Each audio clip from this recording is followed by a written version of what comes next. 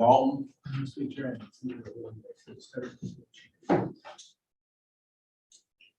Yes. Yeah, I'll fix it. It was because I had the screen open on my computer. All right, I figured that. All right, looks like you're live now. Thank you.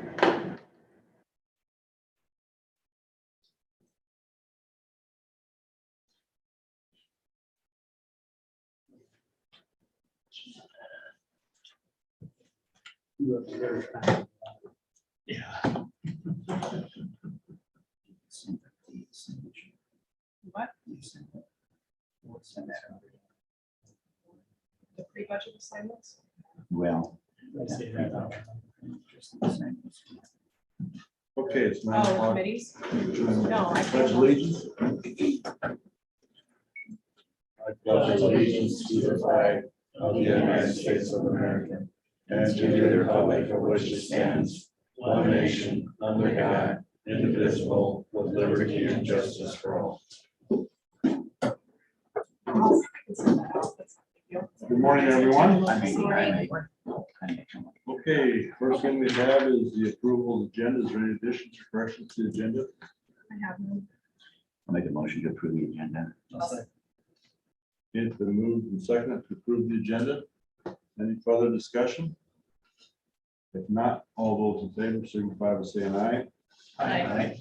Contrary, motion carried. Okay, next we have is the approval of the minutes for November 29th.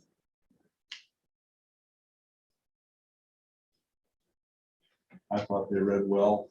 I will make a motion to approve the minutes of November 29th. Second. It's been moved and second. Any further discussion? If not, all those in favor signify by saying aye. Aye. Contrary, motion carried. Okay, the first thing we have on the agenda is community concern for fiscal year 23 funding request. Ladies? My name is Roxanne Reinhardt. Can you guys hear me under my mask? Sure. Okay. I'm the Director of Community of Concern, and this is Judy Meyer. She's the Secretary of the Board and a volunteer. And we are going to ask for $2,910 this year, and that is to help us pay 3 months of our rent. We serve Carroll County residents, and if you're homeless or don't have an address, we do serve them as well. We give them food. We also have an extra effort program. The food we provide them is need-based, not income-based. It provides about $425 each visit, and that could be more because groceries are raising. Right now, the economy has changed. So given our totals of households that we served last year, that would have been $453,000 worth of groceries.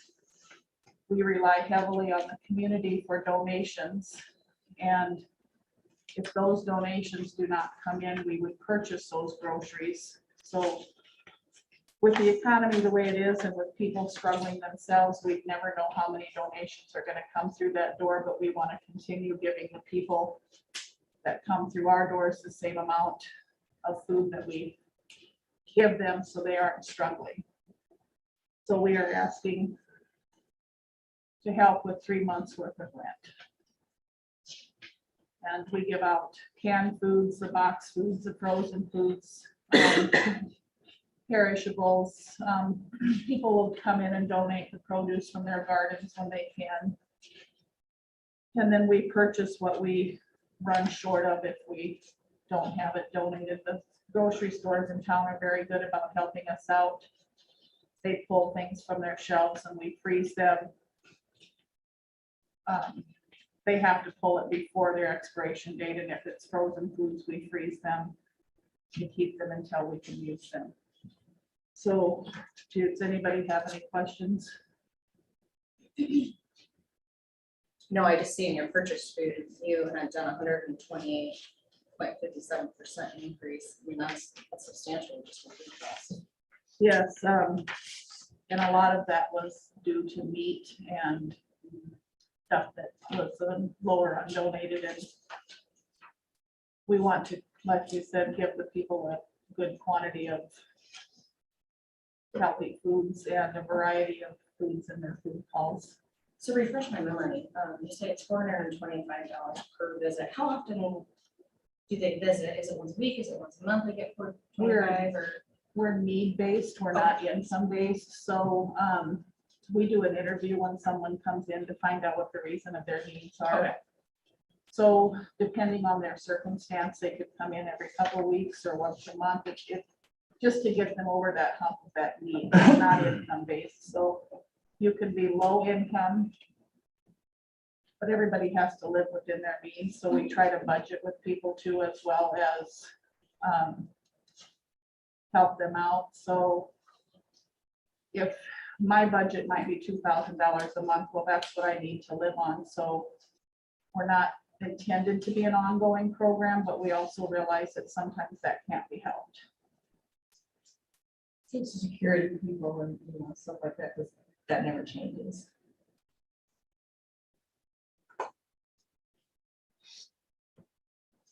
Any other questions? Actually, I think you've done pretty good for the percentage of increase. The things that you've had to purchase are the most expensive. Like cheaper stuff is in trucking. When you get to the meat, that's been through the roof. And So, things are only going to get higher, I think. Yeah. Yeah, we just start scratching the surface for a while, for at least 6 months before we even think about getting out of this. Roxanne, did you get any CARES funding or anything like that? Any stimulus dollars at all? No, we got, the Food Bank of Iowa did give us a grant back. They paid us back for some reimbursement of our fee. The food that we purchased, I believe that was the year before. It wasn't this year. And then Yeah, I'm just looking at the increase that you're showing. a lot of people gave us, there was a big increase this last year. People were giving us part of their stimulus checks. We live in a very giving community. People were giving us, when they got their stimulus checks, people were donating to the community of concern, because we noticed a big increase in that as well. But that is something that, as a person who relies on donations, cannot do that all the time. Yeah, that's not just dependable. You can Yeah. never depend on someone walking through your door year to year with a Right. donation. And we also are toying with the idea of purchasing a building. As the needs grow, so does the pantry needs, and that building is not designed to really be a food pantry. It's a doctor's office. So we may down the road, we are trying to see if there's something, but as we all know, the real estate is way up there too right now. So that is something else we are maybe going to look into grants and some different things for. Yeah, so what are you paying for rent right now? $970 from $300 Must be 2 must years be ago. around $1,000. Well, it's great that, you were able to get some private donations like that. Yeah, it was awesome. Yeah, it's wonderful that people think of you Yeah, when it, we also, someone left us in their will. And they left us a $20,000, so that accounted for some of that.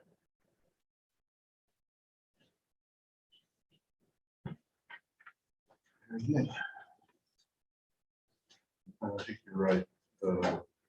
Carroll County community is always very well giving community.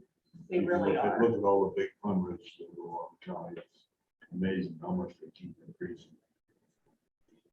And we're very fortunate because basically the community of concern lives on donations, and because obviously the amount we request from people does not begin to touch our budget, you have no way of generating any type of revenue at all. other than praying that the mailbox is full. Any other questions? Thank you.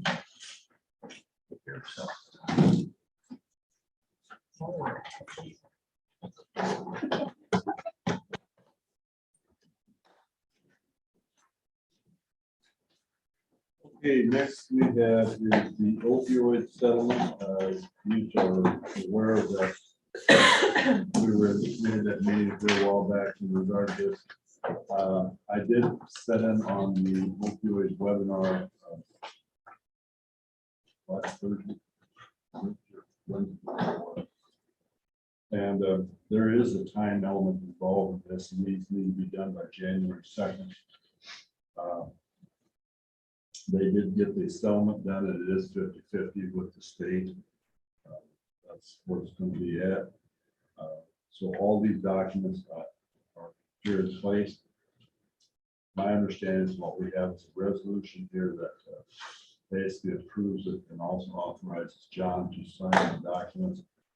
But I do think we need to also approve each document separately. Should do the resolution last and according to. That's fine. So first is there's two participation agreements here. And there's one of the distributors and then there's a Janssen one. And does anyone have any questions on this?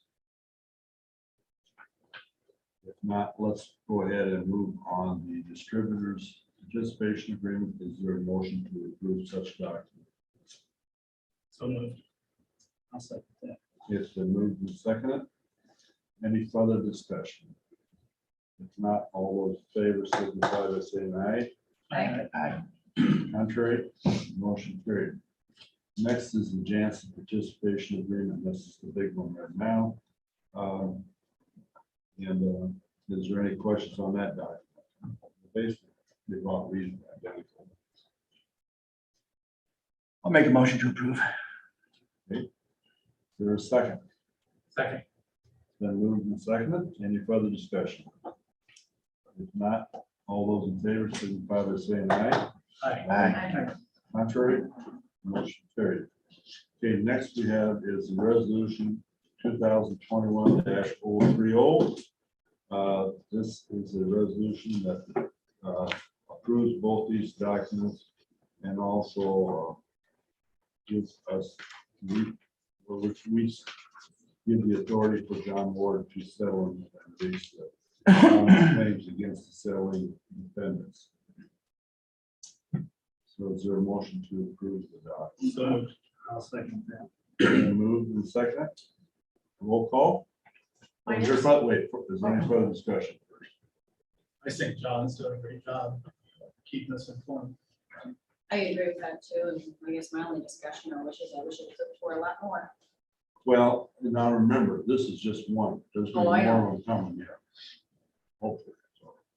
And again, and when this money comes in, used to, when I want to keep this in mind, that's with separate fund, and I think it spells out the name of the fund, kind of like that. All that money gets pulled out of it is just for prevention. You can't go back and use it for past history. It doesn't go into general. Right? So it has to be a segregated fund. Okay, any further discussion? If not, roll call. Miners, Yes. Ruggles. Yes. Thompson. Yes. Austin. Yes. Shetler. Yes. Okay, motion carries. There's a place here for you to sign, Jane. Okay. And then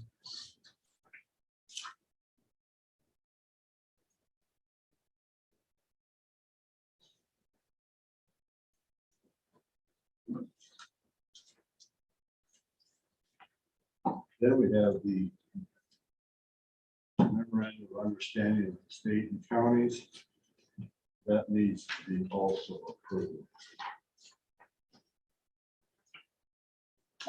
Make that motion that we approve the memorandum MOU to the state and Carroll County. One second. Second, any further discussion?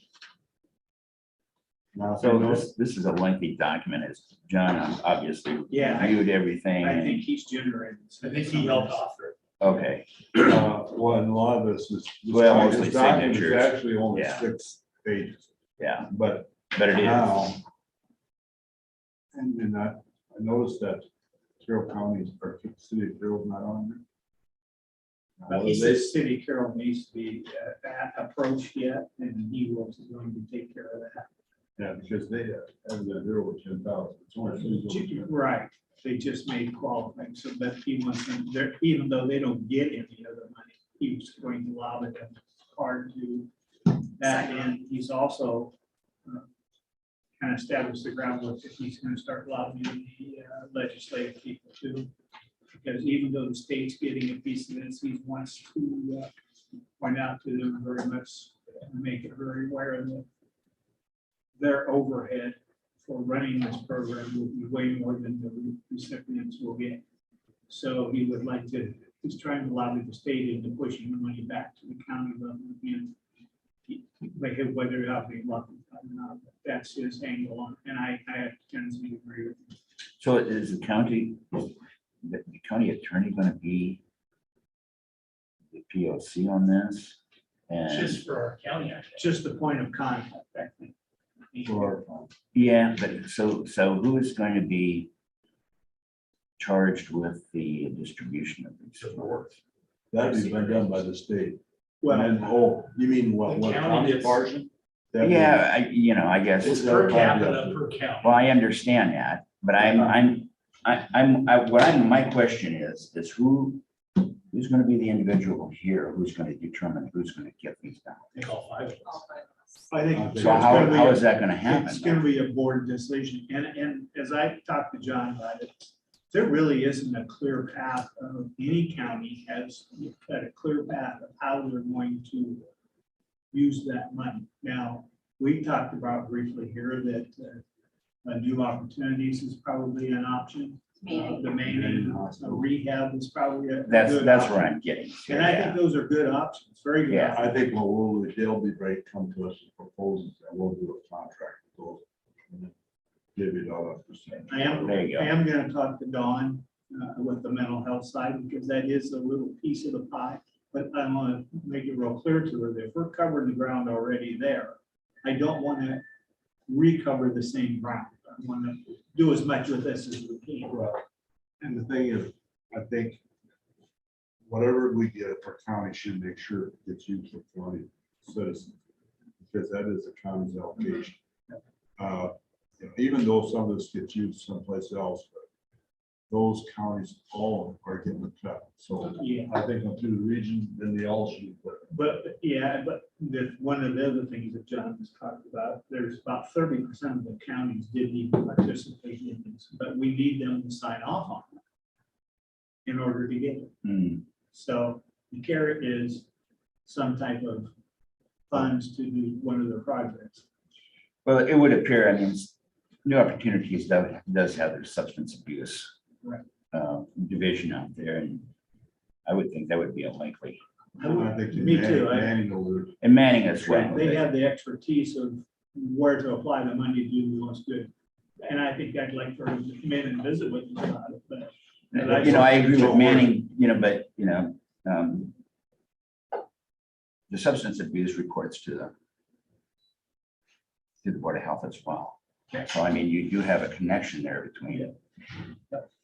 I mean, it's not that they can't participate, but, I guess I'm just looking for accountability and how that is How going to it gets happen. put out and how it's. Yeah. Yeah, I want to watch it. I don't think, Plus- don't worry, they'll come out of the woodwork. Well, I'm sure they will. Well, I'd It'll love be a to see year some late. preventative, because, you speak of Manning, you speak of substance abuse. I'd love to see a program that exists that teaches people how not to use, so we don't get into those positions of opioid or drug or alcohol situations. Back to your question, that it's just strictly on per capita. Well, It's based on per capita, it's based on where drugs are sold and also what was prescribed. that's right. So, I mean, there's a complicated formula. But the nice thing is we can renew it every year. So we're gonna get it for 10 years. So if we sign up with whoever we sign up every year, it could be a different distribution of the funds. Instead of a 10-year, here you go. And easily could you probably fund like a thing in maintenance for a 5-year project with the report on the other end. And then we can see in 5 years what did we accomplish with that money? Or yearly. Or yearly, but it maybe might take a year or two to get the ball moving in the right direction. But that's, those are people who have better expertise at that than we do. So let's produce yet to come. And I do one more.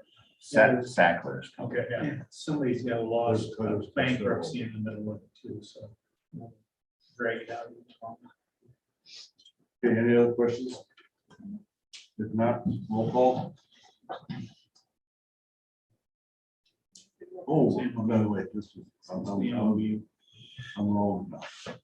Okay. All those in favor, signify by saying aye. Contrary, motion carries. Okay.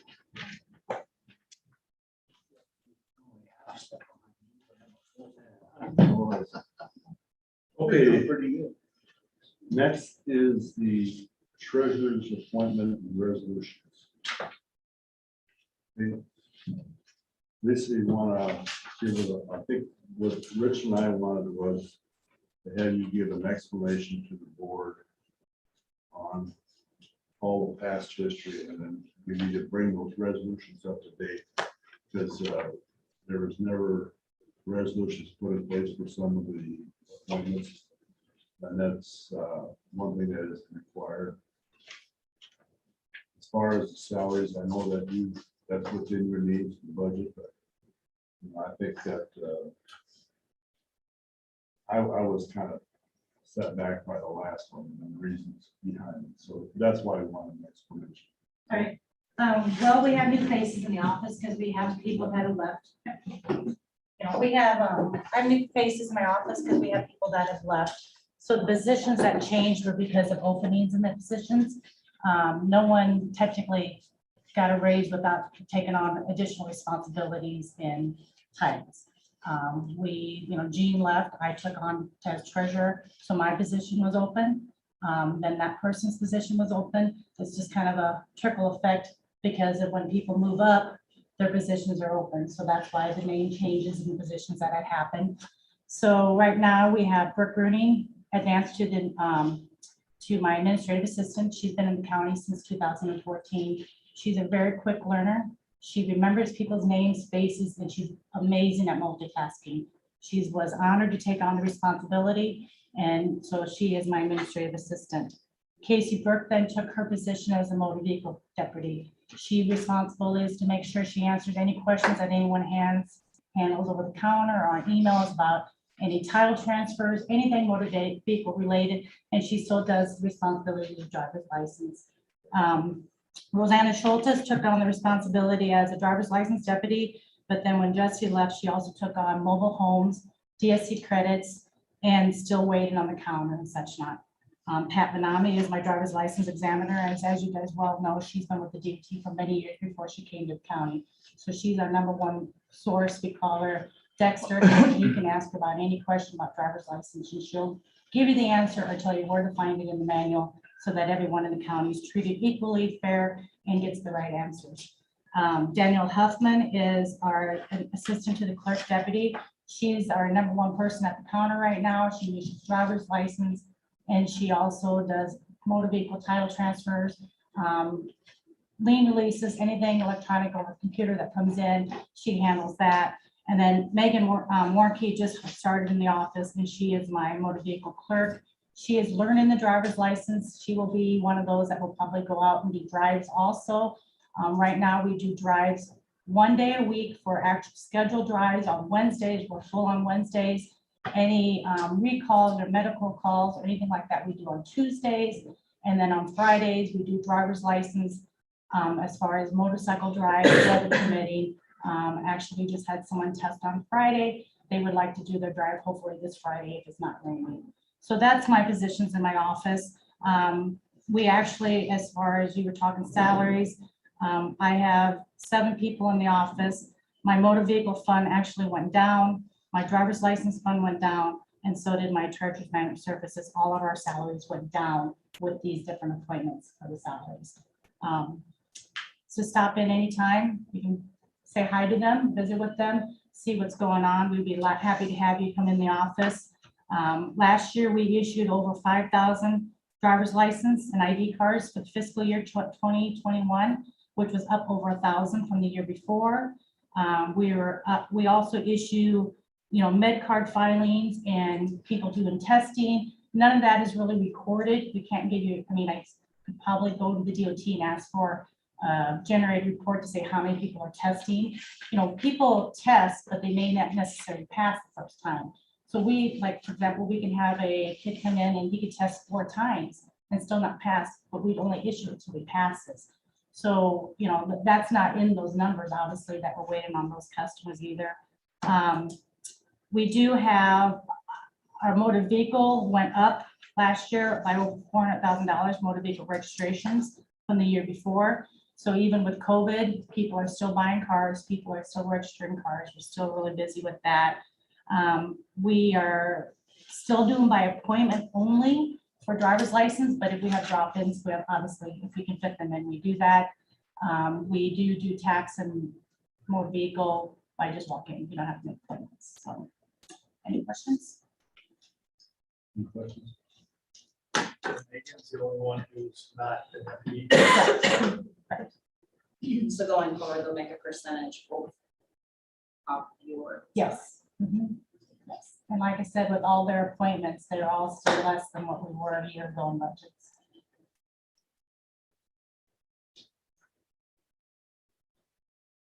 As I look at this chart, and I appreciate this one that you sent out, I appreciate the chart. And I appreciate you. My feelings is I never wanted my micromanage department. Right. You're elected, do your job. Just like, for instance, Jamie with the ambulance department. He takes care of his department, he runs it. Every week though, I do get an email from him of just, and so does Scott, of just certain department changes, things he doesn't even have to make us aware, but it's that communication that I Sure. appreciate.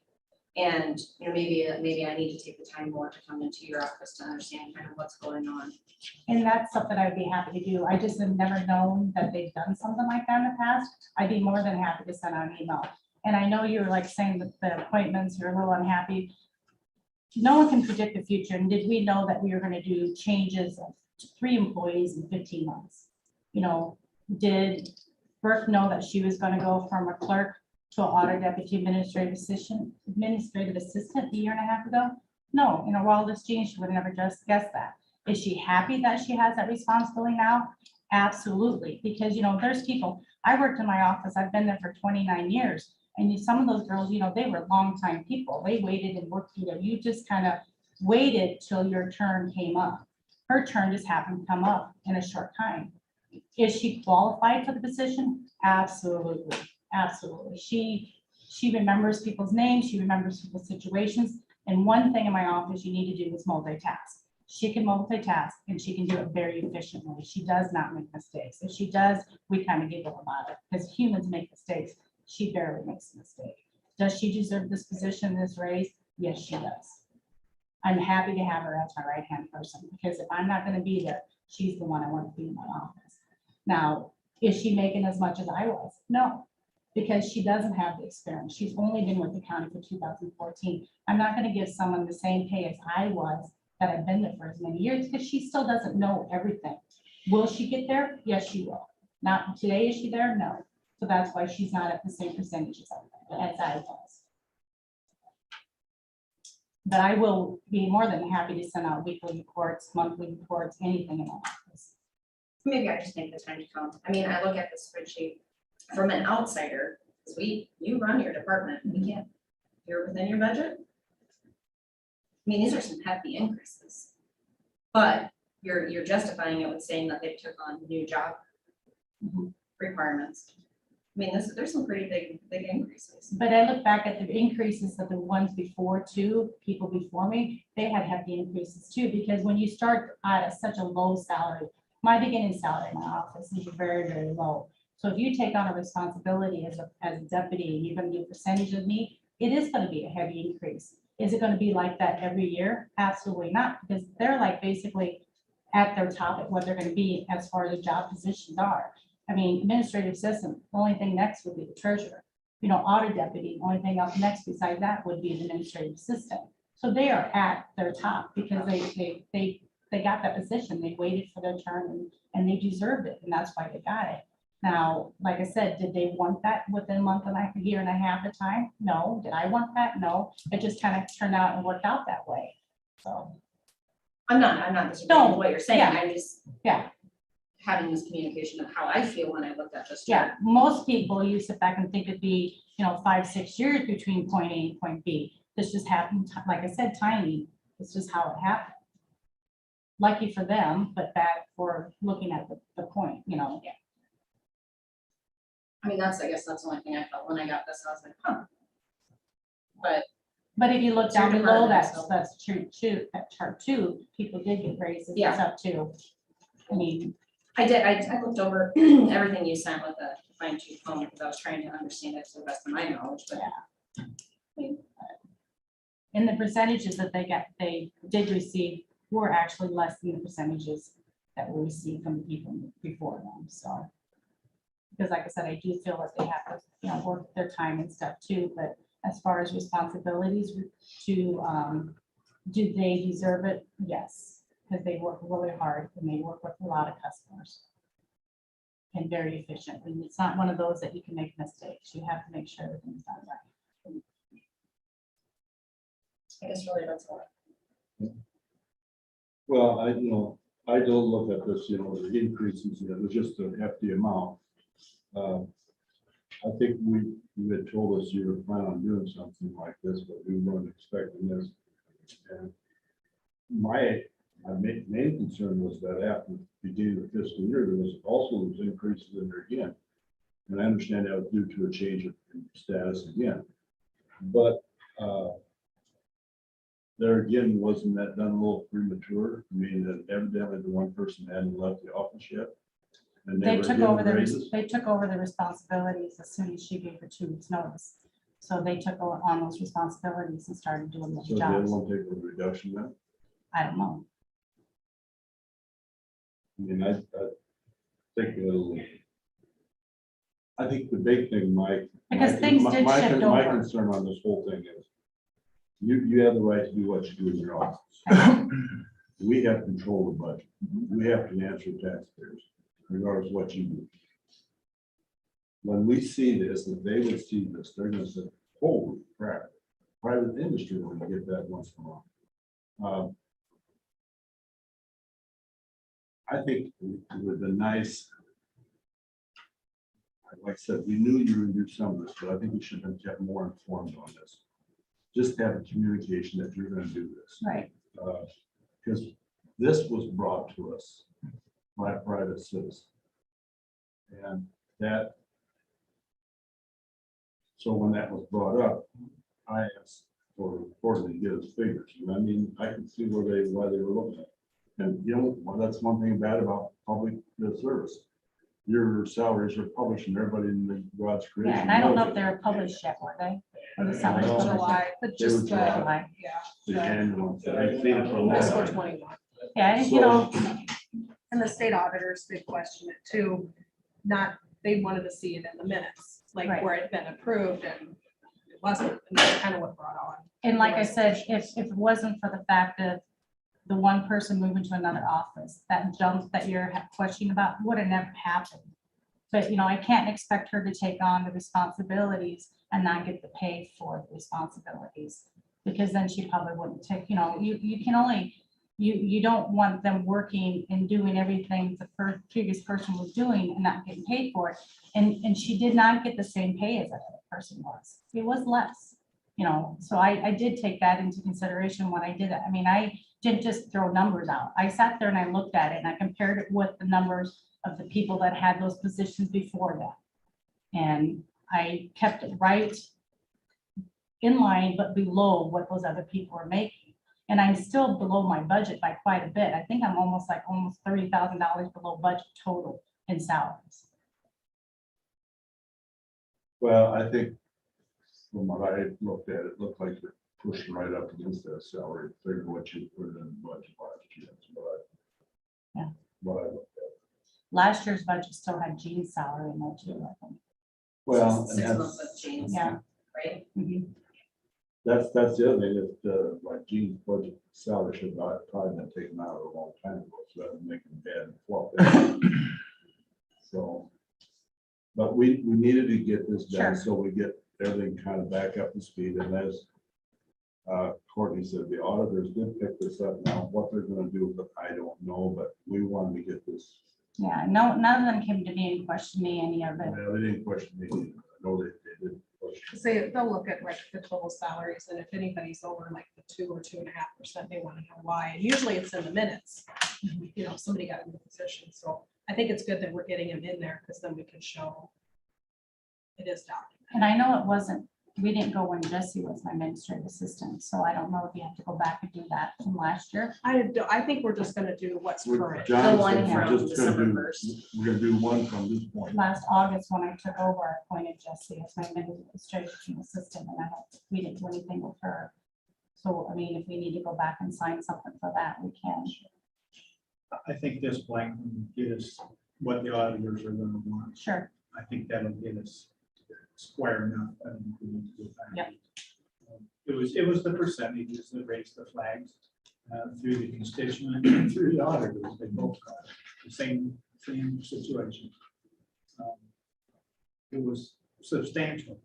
And that kind of gets us in a pickle coming into budget season for next year for wage increases and things like that. Anybody gets a large raise, it raises question with other employees. Why don't I get that? And I've been here as long, if not longer. Do And- my job. Yep, and my justification was that they took on different roles and different responsibilities in a different position. You know, so it wasn't like they got a raise, they got promotion for what they're doing, so. And I think now that we aired that out, made it, Yeah, I think just shedding the daylight on it is what was needed. I'm gonna abstain from 2 of them that happened in 2020 for us on the board, but the other 3. and then I also have one other question. So you've been watching legislation, I'm assuming. How do you think that online, they're talking about online Driver's license. Yeah. You know, I'm not sure about that. I think it's gonna be very interesting. I'm more concerned right now is they're doing this contingent county, which is gonna take effect January 1, which is anyone from another county that touches Carroll County can come in and do title transfers. Then the county, your managing county is still going to be where you reside for your renewals. But say, for example, if you bought a car from Motor Inn here in Carroll or Woodchuck Motors, but you live in Greene County, you can come to our office and title, even though you don't live here. So I'm curious to see how that's going to affect my budget. Is it going to go up or is it going to go down? Because are we going to get these people from, because we have 7 counties touching us. Mhm. How many of these people from the 7 counties are going to actually come into Carroll? Or are they going to go to the smaller counties to do this stuff? I'm curious to see what that. Driver's Okay. license, I think, is going to be really interesting. I think people are going to utilize that. Not as much as the, I should say mid-age, older generation, but I think a lot of the newer generation will utilize that because they're all, savvy with technology and doing things like that. But I think we still have a lot of people, if you have if you have glasses or anything like that, any stop, you have to come in. You can't do it online. You'd be surprised all the stops on things that prevent people from doing things online that they still will be coming in to do it. Well, that's one of my questions. We're doing this spatial needs. Almost was wondering for this last week if we're jumping the town. Moving people around. A lot of, Because of unknown future needs. So the title transfer, what's I mean, maybe advantageous she about will that? need the What space is the need. point of that? Say for if you work in Carroll, Yeah. or you live in Greene County, you can come into Carroll and do stuff here versus, because a lot of times offices aren't open by the time you get back home. So they would rather come in here and do it. We get a lot of people from that work in Carroll County that live somewhere else and come in and do the driver's license because it's just more convenient for them. Hours are there. We do it 5 days a week. Some counties only do it 1 day a week. So you're talking about licensing of Yes, the vehicle? yep, titles. Continue. Because, so if somebody from Greene County came to Carroll County, they bought the car in Witron. And they licensed it in Carroll County. They can come and title it here in Carroll County, but the managing county is the county where they live, so they will still have to do the renewal in Green County. So are they gonna have a Carroll County plate or are they gonna have a Greene County plate? They're gonna have a Carroll County plate on if you issue it here, Okay. unless the So- state turns so around that's and been changes going- how it's put in the counties on the plates. So that's been going on for a while though, No, because my dad would buy cars in Sac County. And he would have the dealership pay right, pay everything but and they then he mail would it get, to the, they mail it but to no, the county. he would have, we always had Sac County plates. Living in Carroll County. He would either have to have one of the owners have a Carroll County resident, or if it was a trade-in from time before, Well, it doesn't make any difference, but I just thought that, Sounds like they were doing it wrong. no. I don't think it made him any difference as long as somebody else was paying for it. That's right. You know, and the other thing too is, so when you're talking about online licensing, is that you're talking the same thing as the digital license, right? right. So Okay. until we get more information on it, I don't really want to be spoken out of terms of saying the wrong information on it, but Mhm. yeah, that's what's, we're here is going around, so. And another question I have is, you know, so like when you move somebody up, and this is your department, but when you move somebody up, is there any type of probation period or time? I mean, obviously, you're giving them new, giving them I new was told work, 6 months, but you're giving the salary now. because they're doing the work that they're doing now. No, they're learning to do the work. They won't be proficient for 6 months. I guess that's, whenever we've hired, that's kind of been the way it's been. We're cross-trained in the office enough, so like, so now when we do balancing, we do every 3 months. So even though we're always teaching each other other people's positions, but this person is the one that's mainly in charge of that position. So Burke has always been doing miscellaneous transactions for me if I'm not there, or if I am there, I'll give her the ambulance to run, or I'll have her, you know, because I've been teaching her to do things, baby steps up to the future, because you never know what tomorrow brings. Mhm. So like, she's been teaching Casey how to balance motor vehicle every day. Casey's now learning how to balance the money every day, you know, and next step for Casey would be bank recon. Is there something that, and Burke already knows how to do the bank recon. So we're trying to teach people how to do things in case something would happen to one or the other. But ideally, you are that person's in charge of that person. You know, you're in charge of that responsibility. If I have to go to the meeting, I feel comfortable that I can go to the meeting because I know Burke can do the positions that I do. Does she know all of them? No, but could she get by with the daily basis if I'm not there? Yes. Or we have phone calls. I'm a phone call away. I try to do documentation on everything. They call them my Bible, because I have documentation of everything that I do, so that if I'm not there, they can go to my documentation, look at it, and can get through that situation and stuff. Yes, there's a training period, but yet the responsibilities is still theirs and they're doing them. So.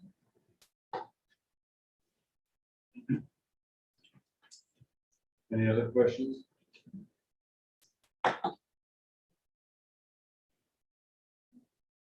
I guess getting back to, again, we need to watch this for the taxpayers. They see these increases, they're not gonna look at it as job performance as much as what they are at the rate. So, and that's why we brought it up. I do want better communications when there's something that's going on like that. The one thing that I am very disappointed, Lisa, is that Richard reached out to you to try to get this resolved, and then I sent an email to you, and that's been over 2 weeks ago, and I never did get a reply on it. And that I don't care, whoever is in the position of chairman, I would expect some at least consideration of a reply, so. And I apologize, I replied back, but I thought you guys were gonna put on the agenda. So I apologize for that. I would have put on the agenda for that too. Anyway, So, I'll just make one more comment. You know, we all get calls. Mhm. And I, in the past, not so much on this, I think this is coming, but we get calls from other employers why, I'm losing people to the county. I'm a taxpayer, What the hell are you doing? I mean, right, Gene? Oh, I got one I can remember. So that I one real mean, well. that's where it's coming from too. That's where this is coming from as well. For me anyway, is that, I'm gonna hear about this. And it's gonna be from businesses, Obviously, I think we want to stay in a position where we can still hire good people, but this does not help that situation when we give these types of kind of raises. But that's just the life of the supervisor, I guess. Well, and it's whenever something happens down the hallway, it goes down the hallway like prairie fire. Then we kept, we're in a position. So, and the other thing is whatever, with what you're doing, the thing I think that probably concerns most of us is whatever the top board sets us up. Because that's going to affect that whole salary. A lot of people do not realize that. So that's the other issue that was concerning to us. All right. Lisa, I have one more question. When you hired your last person, how many interviews did you go through? We did 27 interviews. We had 27 applicants. We did 9 interviews. We had 4 people tell us no because of the pay. That was my next question. My last one I hired Benefits was had at nothing to do- 34,000. Benefits had nothing to do with it. It's all Was about the pay. dollar bills. What was your study? 34,000. 34.5, excuse me, 34.5. And I think going forward, I'll make one last comment. Expectations that the board has, it needs to be relayed to every department. If our expectation is to receive an update from every single department weekly, monthly, we need to set out a letter and let them know that going forward, things are gonna be a little bit different. We wanna know what's going on. Not to micromanage, but just to hear what's going on inside the department. On to what you're saying, I think anything that's going to affect the budget, even if it's within the budget, if it's a major issue, we need to know about it. I mean, let's take like Zach was up here a couple weeks ago. When we purchased the new, of course, you got approval for that, but that purchase was brought up for this board. Because that's a big issue. I think that needs to be done on any department. I think also the personnel things, the board should be aware of, because we don't have an HR department. I mean, not the day-to-day battles, but as far as positions changing, titles changing, responsibilities changing. Well, we have an HR department that's just, Well, and I don't feel like when I get a letter with a salary change, and it's my job to share that Question with it. everybody. Yeah. It was in her, I look to make sure she has the money to pay for it, and if she does, that's all I care about, because it's not my job to change people's titles or approve their salaries. But these are That's with titles any department. you create, these aren't state titles, right? No, Like but those are titles, all but the driver's license. Those are titles that we've had in my office for Right, 29 there's no years. testing to approve, like. We do testing for driver's license. We have to to take be all our an testing. to be an assistant deputy or a No, administrative assistant, No. there's no state test you No. pass or county test. no. I wasn't aware of until I saw the code about how these are processed, where the elected official makes the appointment, and then the appointment goes to the board, and then the board approves it. I wasn't aware of that. And that wasn't until after we started doing this digging, right? Well, after you said you got a call from somebody, and I looked back, like when I became a deputy, I thought, oh shoot, maybe we need to, I didn't know. I hadn't, I filled out those forms that John Morgan had to fill out for the deputy positions when I did that. I filled those out. yeah, But I found the notes that it was just for me to keep for my records only. It wasn't anything for anything else, but I did have those signed by them stating that they took on those responsibilities and they were, it was notarized. I did not realize that there was another step. I didn't either. So one last question, Lisa, the percentage that you set each one at, you can change that within your budget Right. without notifying the board. Right. So if somebody's doing better, you can adjust them from 69% And to if they're not doing 74. better, I can drop them down. But I think in the past, most of the time, they address that at budget time, that they're going to change some of them percentage wise. I know that's been the past I think, well, you do, I know you do that. Well, I do, but I haven't had, when you have a lot of turnover like that and you don't replace people, you have money in there, so Yeah. it's probably not as big of an issue when you have one, But we had an issue several years back in the coroner's office. Yeah, that should, when that changed that percentage, that should be brought. But the percentage should be if they're changing, that's my question. Thank you. Not that we have any control. over Right, that. but just an awareness, That's or what I was a saying. new, or a monthly letter, whatever, just so we know somebody is My taking on more understanding, you guys responsibility. can't deny that, but like you're saying, it'd just be nice to. be aware. Well, it's no, so we know how to, if it's a big issue. Well, then when you're prepare for it. looking at somebody's salaries, you'll say, oh, why is it 5% more? Oh, that's right, this Well, person's I going mean, from that's 75 to 80. Same way if you look at some of these years of this last year, I understand this is in a little over a year's time, but $18,800, that's quite a big increase. I'd have to go back and look at that. I didn't think it was that high. Yeah, this is from August of 2020 to September of 21. That's Significant. it's eye-opening. Like I said, I'd have to go back and look. I didn't look at that was that high. Well, the other was, it's like 17.9, so. All right. Any other questions? If not, let's go and get these resolutions. Elaborate on this enough. First one is a resolution 2021-025. And this is the administrative assistant for Brook Brewing effective August 16, 2021. Is there a motion for that effect? I'll make that motion. Second. Then moved in second. Any further discussion? Roll call? Miners, Yes. Ruggles, Yes. look at the date, make sure this is what I'm gonna ask Yes. you. Johnson, Austin, Yes. Shetler. Yes. Hey, motion carries. All right, thank you. Okay, now we'll go to resolution 2021-26.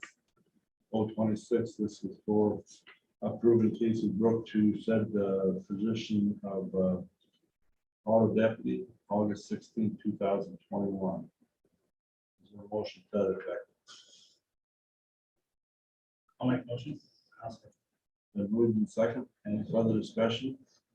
If not, roll call. Miners, Yes. Ruggles, Yes. Johnson, Yes. Austin, Yes. Shetler. Yes. Okay, motion carries. Okay, next we go to resolution 2021-027 for driver's license deputy Roseanne Schulte, effective October 19, 2020. Is there a motion to that effect? I'll make that motion. I'll second that. Any further discussion? If not, all those in favor, or roll call? Miners, Yes. Ruggles, Yes. Johnson, Same. Austin, Yes. Shetler. Yes. Motion carries. Okay, next we will go to resolution 2021-028. That is for appointment of a driver's license examiner deputy for Pat Benami, effective October 19, 2020. Is there a motion to that resolution? So moved. Second. It's been moved in second. Any further discussion? If not, roll call. Miners, Yes. Ruggles, Yes. Johnson, Same. Austin, Yes. Shetler. Yes. Motion carries.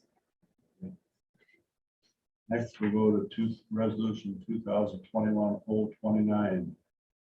This is for assistant clerk deputy, Daniel Hoffman, effective June 14, 2021. Is there a motion to approve that? So moved. Second. Then moved in second. Any further discussion? If not, roll call. Miners, Yes. Ruggles, Yes. Johnson. Yes. Austin, Yes. Shetler. Yes. The motion carries. Okay. And I think that takes care of That's that. it. So this, again, for the public's benefit, is just to clean up the records, so we're all in tune to date. in regard to the treasurer's office. Thank you. Thanks, Lisa. Thank you. Thanks, Lisa.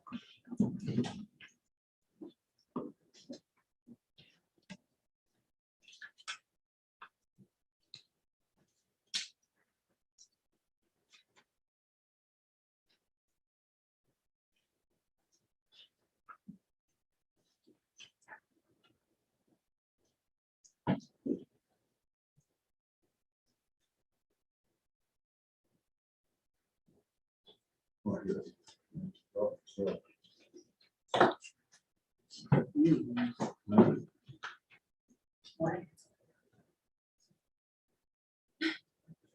up to you, you're driving this crazy train. Said you were enjoying the crazy train? Oh, we're playing deaf now.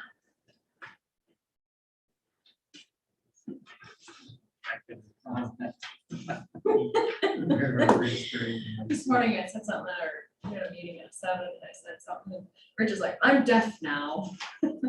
Okay.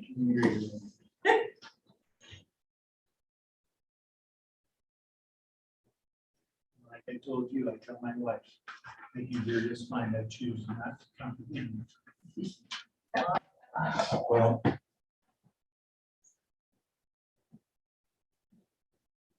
So you guys think that's in a memo right away? Yes. to all the folks? I think we just need to clarify or maybe bring back up to date our expectation doesn't work. Any deputized. Well, Not trying to micromanage, but just bring up any department changes. I think you I would like to be secondary exempt roads from and that rule, conservation. because I talked to you guys too much already. Yeah, But you're with us every week. I'm like Zach is here a lot, but he tells us when he's getting ready to hire somebody, But he you- doesn't have to, but that's nice information to know. But you know what? I think we need to send it tomorrow. No, I totally agree. I think You want me conservation also. you want me to do that or? If somebody wants to or just you write do? something up, I'll be happy to send it out, but I think it should be drafted by you I guys. think it 'cause should be too. Yeah. just one of you, I guess. Gene, you want me to start working on it? Jamie's a good example. Yeah, I've sent you a couple of Jamie's. I think I sent you a couple too. Every Friday we get it. I'm not saying it has to be every week, but some days it's 2 sentences. we're not getting blindsided by. Exactly. I know. Oh, Yeah, you know, I always think you about the Carroll. They're always called me and said, you kind of nailed us down. Expense comments, blah, blah, blah. But it's just nice to have that information. Well, you don't get broadsided by the public.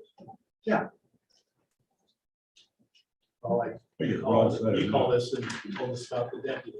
Yeah. I mean, when you called and told us about the deputy. That was I nice. want to know. Yeah, so do I. And I.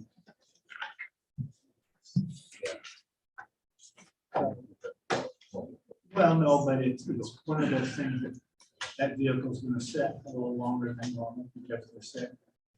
One person's gonna be out moving around a little more than normal, they're gonna want to know whether they're paying them overtime. Those kind of questions, you can always head it off and say, this is one. Just like I will try to. we have a healthy. He I can help. mentioned that he's got somebody out for 3 months on disability right now. That's gonna increase his overtime, but now Stephanie and I know it. That his We're at overtime's the gonna meetings we increase. had too. to It's- discuss some of It's those something things. you don't want, but it's No, it's something you have to deal with. All right, let's go ahead and, the next thing we have is approval of plat. This is for an acreage. Any questions on that plat? Pretty straightforward. You're talking about the wing, The wing one? plat. I'll make a motion to approve that plat. I'll second. It's been moved and second. Any further discussion? If not, all those in favor, signify by saying aye. Aye. Contrary, motion carried. Let's go down to family crisis center, fiscal year 23. She doesn't need to listen to all of our. It's interesting, I serve on our local utilities board, so I get the whole salary thing. Well, if there's anything I hate dealing with is salaries. I know. Raw emotions, that's for sure. Well, I want to come back and talk to the Carroll County Board and thank you for your support of the Family Crisis Center. It's been a rocketing year for us unfortunately, for victims of crime and homelessness that we've been able to do. And we're going to start some new programming. Last year, we came down and we talked to you. We have 33 victims of domestic violence that we're currently working with. Unfortunately, we've had 9 victims of homicide that we're working with right now as well, or other violent crimes. That brings in our specialists. These guys are trained higher level. They are courtroom advocates. Actually, we had one appear at our board meeting on Friday to talk to our board of directors so they could understand. What they do is they work with trauma victims and they get them ready to testify, ready to see the offender for the first time. Maybe it's the person that murdered their child or their parent or whatever. So we spend a lot of time in Carroll with these 9 victims, because each of them may have a family of 4 or 5 or 6 or 7 or longer. So we get them ready. We work with the county attorney and the sheriff's office. We do spend a lot of time, again, just in trial prep, letting them know what to expect, things like that, it's really, really tough for And them. these numbers are just Carroll County. Carroll County, just your county right now. Yep. Our medical outreach, that has just gone through the rocket, 237 right now with your doctors and nurses prefer, and we started this a couple of years ago, calling us directly instead of giving a referral to somebody and then sending them out and hope that they make those calls. We go right now to the clinic. So they'll call us while they have a victim that's expressing injury or concerns about domestic violence or sexual assault or crime. We'll go right to the clinic and we'll go in the exam room. And so they just hold that person right there for us. And we make that what we call a soft touch with the doctors or the nurses. And that's worked out really, really well, because then the doctor or the PA or whoever knows that contact has been made, that it's not just like, well, here, make this contact. We really want you to see somebody. We want you to see a victim advocate. Well, now we're right there in the clinic. We can just go when they call. So that's up extremely high. Last year, we just started in Carroll County homelessness services for victims of all crimes and general population homelessness. There was 0 when we started. We have 39 families currently receiving housing. This is where we go in, we're the lead agency, and we provide the first month's rent, and then we help them for 3 additional months. So we're 39 families right now that we've helped just in Carroll County. Brand new program that we've started. Brand new in our agency too, and so we get HUD money to do that. And it's not limited to just domestic violence, it's a general population. So we work a lot with the sheriff's office. They've got somebody that's a vagrant or somebody that's going to get kicked out of their home. We can come in and do homelessness prevention. We can go back and pick up their last few months' rent. We can get them current so they don't get kicked out. Again, the sheriff's office will work with Steve up in our office to make those contacts. What we do is come down here, we have to look at the apartment or the home. We just have to make sure it's a safe environment. We aren't going to pay, HUD's not going to let us pay rent for, something that's been condemned or anything like that. But we can come down and do that now. And so that's been very, very, very successful to be in the counties to do that. And your crisis line calls are up significantly to 71 calls, and that's coming into the state call center. We see that coming in a lot. So that's not the day-to-day stuff that we get, all those after hours, weekends that are coming in. One of the things that we're just starting new is we're starting a family visitation center. We want to bring one, we want to get it up and running in Carroll County. I don't know if you realize that with children that are in foster care, there's not a facility in which they can go, they can go and visit their biological parents. Right now in this community, they're either in the park, they may go to Hy-Vee, they might go to another restaurant and set, but for 2 hours, they're trying to bond together. We're building the first up there in Sioux Center. I spoke to the Chamber of Commerce and I wanted to just bring that awareness there. We've got somebody painting in our facility. We got some walls put in. We got some remodeling, all donated. We had a little boy that came in that had a broken arm. He was 1 year old. He had 3 pins put in his arm. When the surgeon came out, he said he had 7 additional breaks up his arm. We are seeing kids in great, great trauma.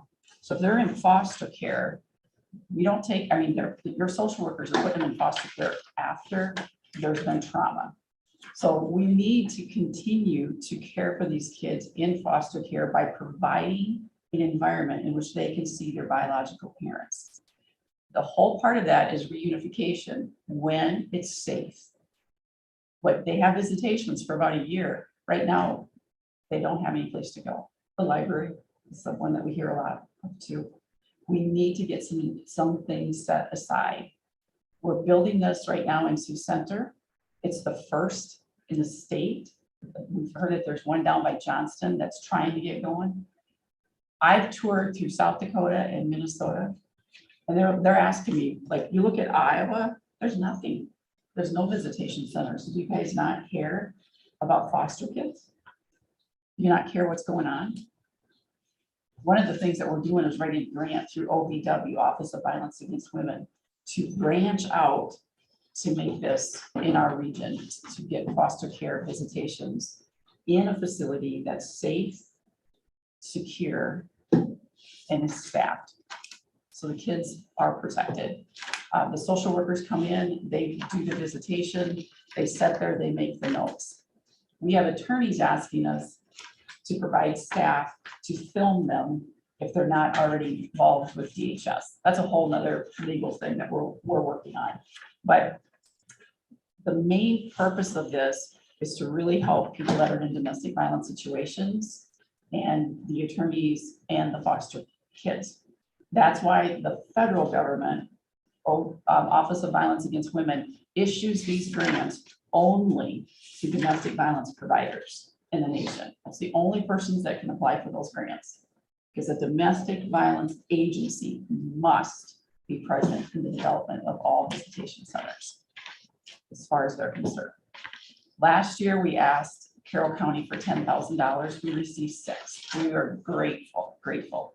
We'd like to come back and ask for an additional $4,000 to get us to that $10,000 because of the new programming that we're doing. We have extensive mileage down here now with what we're doing. We're still at the church here. We have an office expense here. We need to get out of the church and get into a bigger area and a more public area because of all of the housing and different things that we're doing in Carroll County, and then bringing now down into the visitation arena. So great, exciting things. Last year was housing, this year it's visitation centers. And then again, your homicide program is going well. Victims of domestic violence, everything is pretty well stable from what we've seen, except again, the housing has gone from 0 to 37 or 39 housing yes currently. So law enforcement here is amazing. They're so nice to work with when we have housing issues or they have concerns to call. And they said somebody in a park that they said, we'll let them stay for one more week until you guys get that house ready to go. So we've been down here, Steve's been down here a lot working with the guys and gals. Questions that you might have for me that I can answer? These foster care locations, are you looking more primarily in the more metropolitan areas, or you see this more in the metro, or you see this more in the rural? We see it all over rural. Like right now, we've got we're setting it up in Sioux County because a foster parent took a tour, and I didn't know she was a foster parent. That wasn't the reason she took a tour of our agency. She said, could we use this room that you have right here? And I'm like, for what purpose? And she said, I have 2 foster children, and they sat in the park, or they were going to the library, and mom came and she was really high, and she made a big scene at the library. And so now they can't go to the library and do that. And I'm like, okay. And I said, well, I've heard a lot about these. Let me do some research. So for the last year, the agency has allowed me to tour other programs, look at the viability in Sioux County with what we're building there, with four visitation rooms and 2 kitchenettes, because the social workers want to make sure the kids are not cooking the meals, because that's what happens in families where there's a lot of drugs or alcohol or whatever.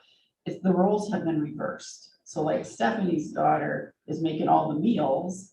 Well, they want to see Stephanie make the meals and also help her daughter with her homework, and also then clean up after the meal to make sure that that is a coherent process.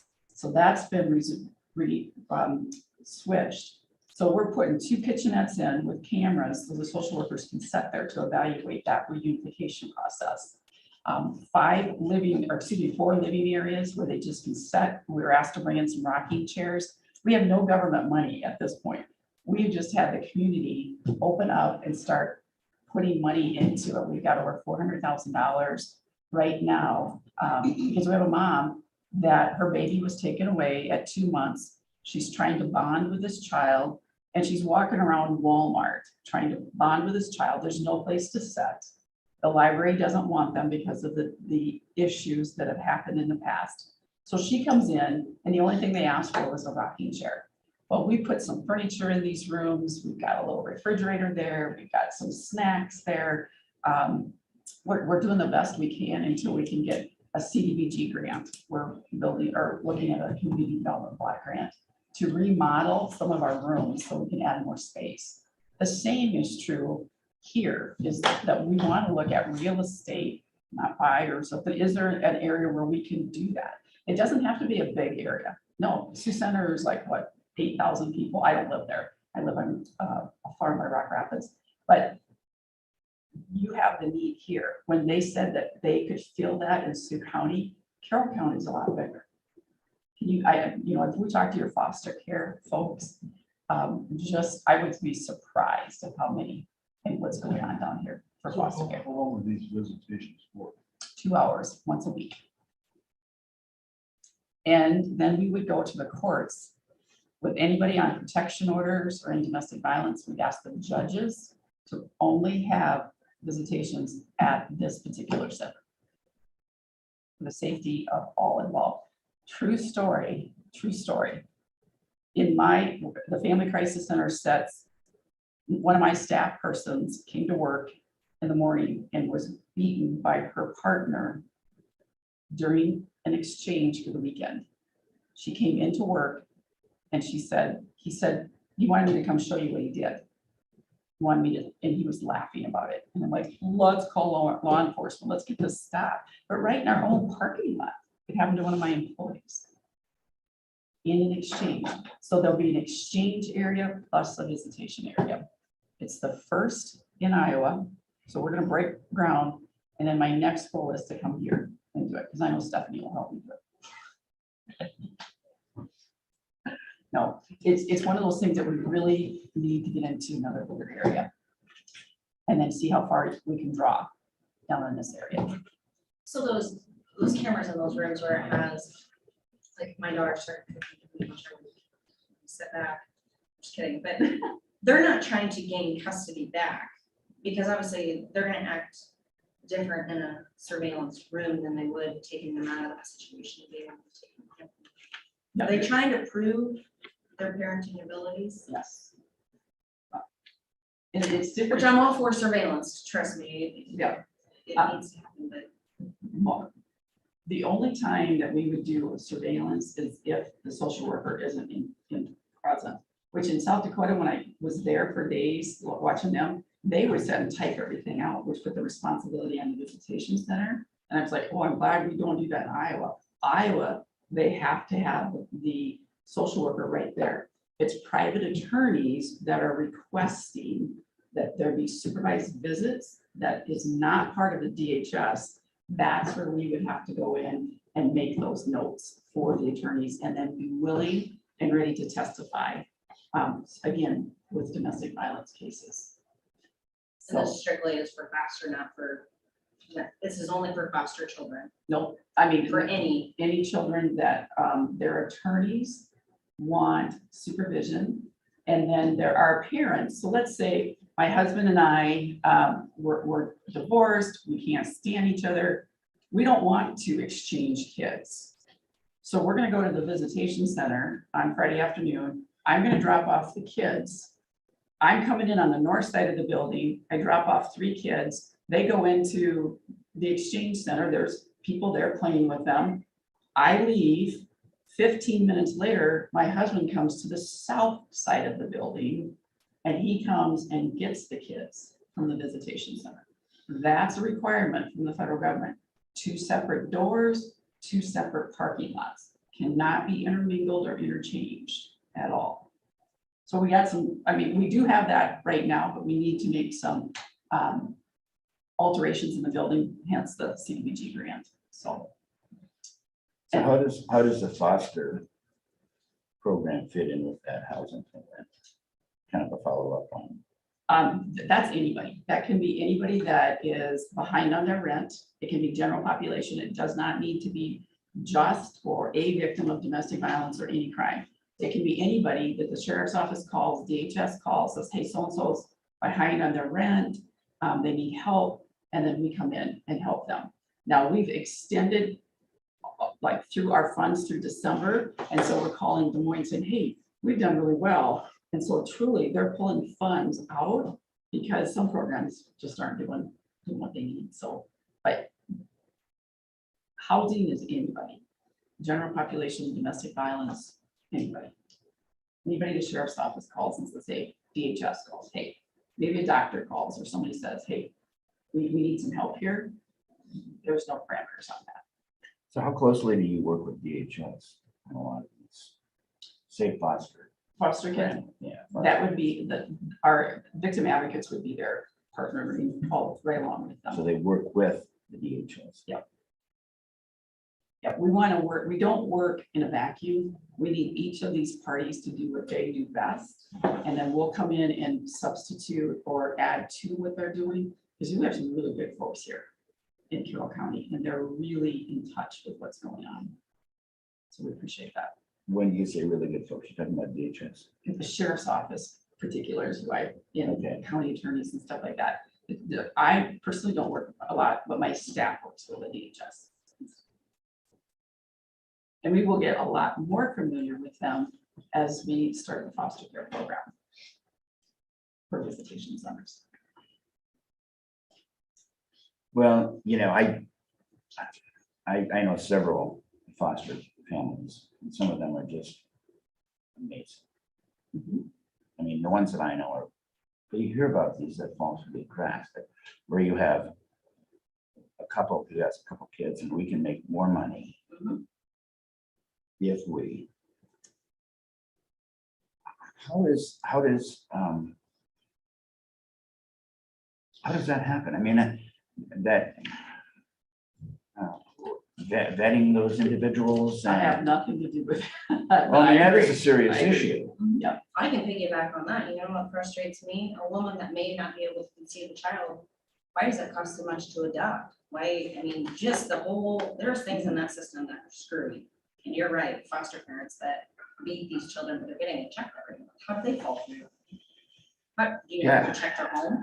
Check what kind of people. I know some great people that are fostering kids, but boy, there are some of them that, I mean, it is just, they are purely going after the dollars. that's How sad. how does that happen? I guess I don't understand that. Yeah, I don't do any part of that. I'm sorry. I'll just I say- know, Sherry, I know you don't do any part of that, but But I, but I It's agree, frustrating. I agree.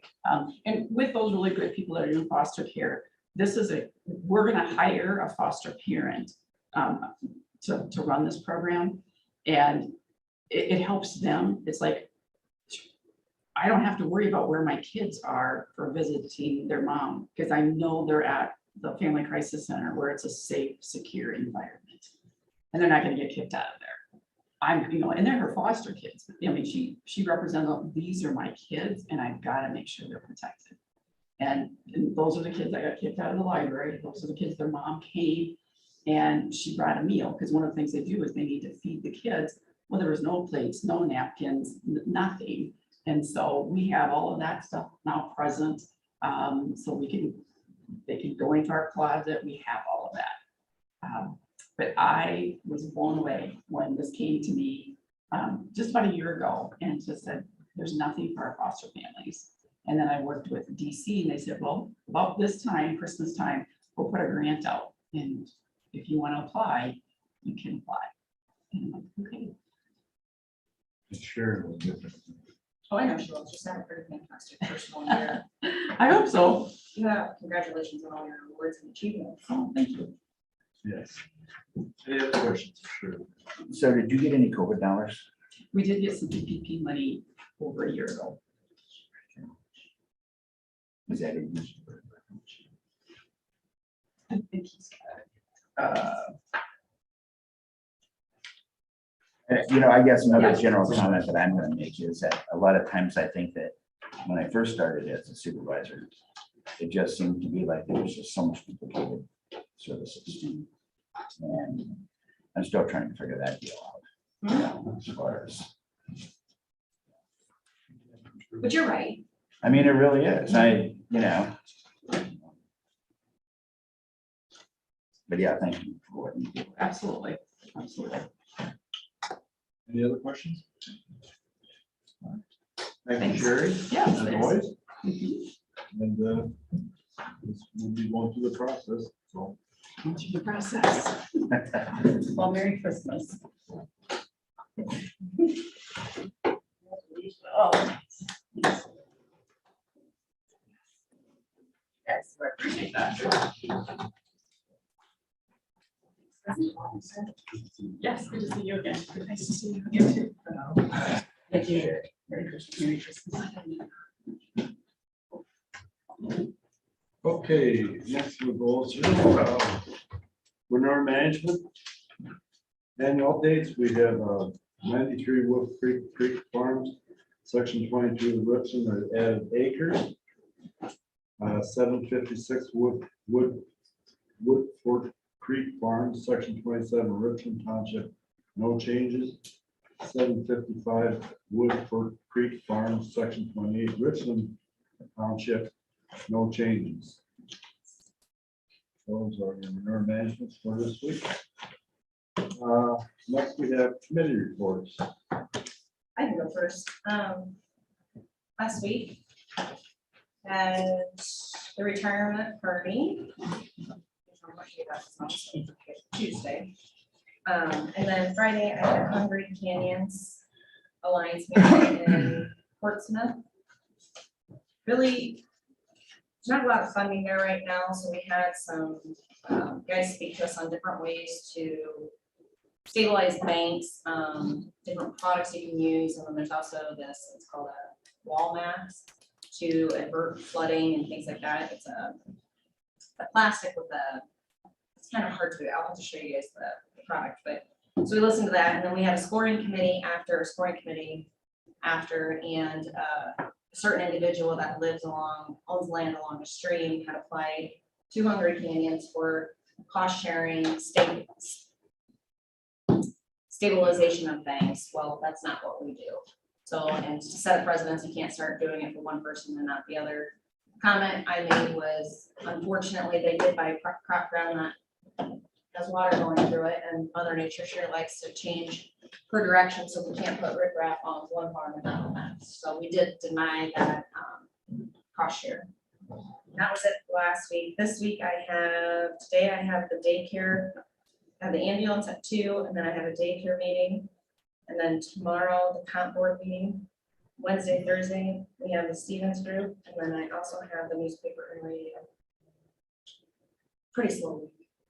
I can go next. I have Wednesday, Thursday, but I don't. That's what I have down. set. They're gonna be in town, but we don't have appointments with Yeah, they're gonna be in town. them. Are we They're gonna be here doing both days? interviews.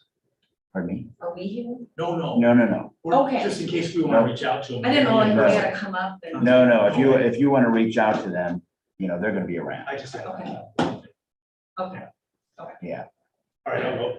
Last week, Tuesday, I had RSVP and foster grandparents. This week, Stephanie and I are meeting with Jamie around 2:00 today. Tomorrow, comp board at 5.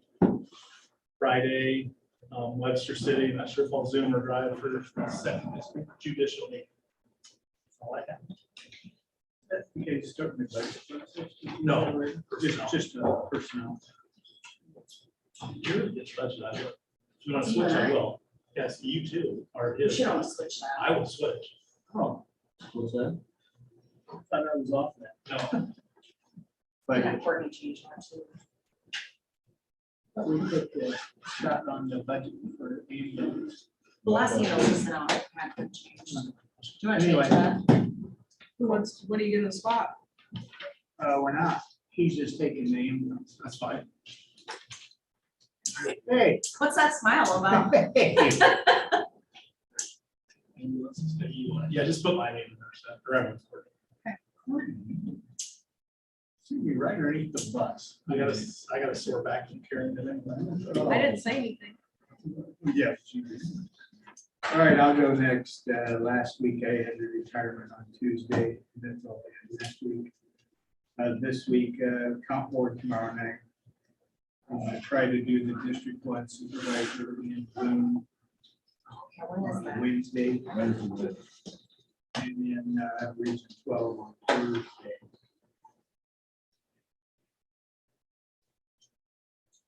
You finished? Yeah, it's gonna be fun. Okay. Last week, I had the retirement, and then also on Thursday, I sat through the opioid webinar, as I told you.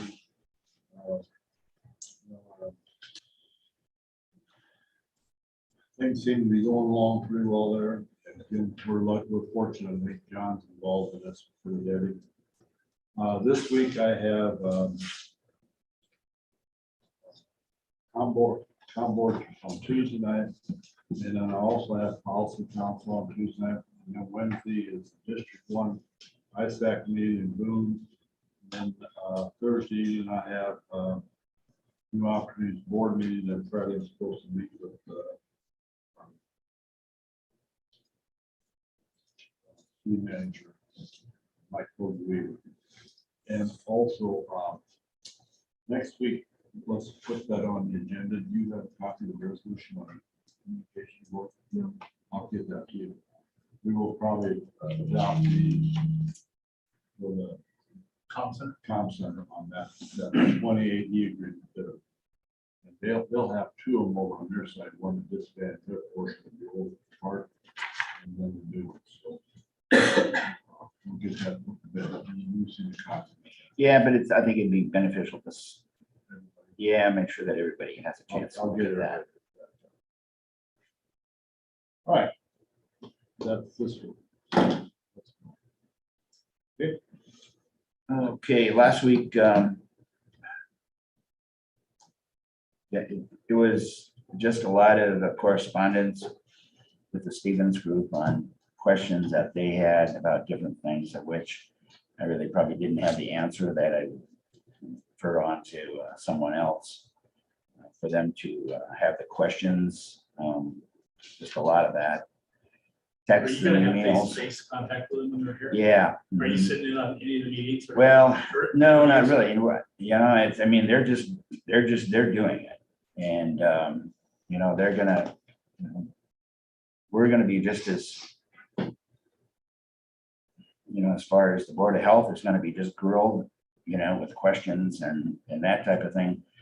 Just as any other department heads, whether it be Megan or So does the Board of Health have a closeout with them when they're done? yeah, that'll be in January. Oh, Yeah, yeah. not in this interview process, no closeout on that. No, I don't think so. I think, you know, they're gonna go ahead and try to get all the answers that they can, and, you know, and then throw everything together and come up with options, and options, recommendations, or basically a review report of what they found, you know, so. So there was a lot of that last week. This week, had the compensation board tomorrow night. Stevens group for a couple days. Oh, I have to back up. I talked to Gene about a guy showed up at my place. When was that? Tuesday? Yeah.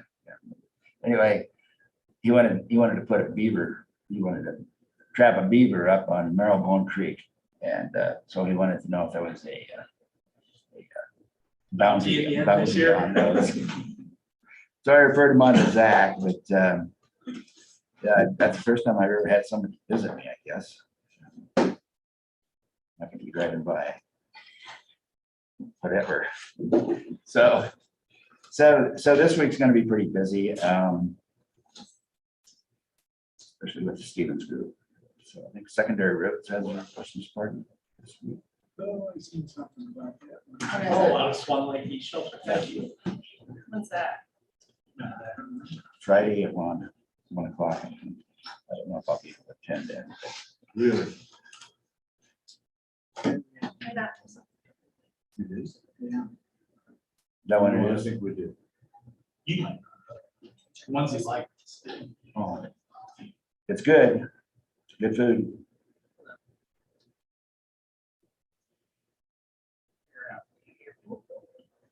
That's all I have.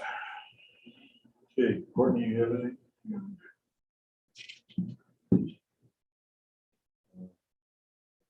So what we have for next week? Well, 8:30, the redistricting commission is gonna have their hearing.